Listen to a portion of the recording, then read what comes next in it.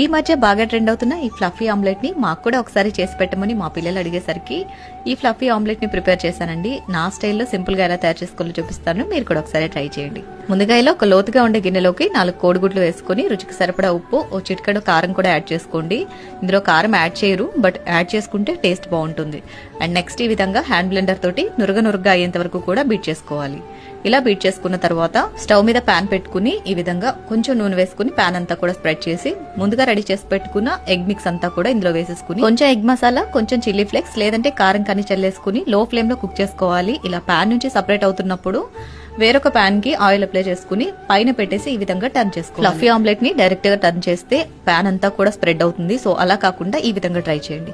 And next ఇలా రెండో వైపు కూడా చక్కగా కాలిన తర్వాత వేడివేడిగా సాస్ తోటి సర్వ్ చేసుకున్నారంటే ఎంతో టేస్టీ అయిన ఫ్లఫీ ఆమ్లెట్ రెడీ. రెగ్యులర్ గా చేసుకునే ఆమ్లెట్ లాగా కాకుండా కొంచెం డిఫరెంట్ గా ఉంది టేస్ట్ కూడా. తప్పకుండా ట్రై చేయండి. వీడియో నచ్చితే లైక్ చేయండి.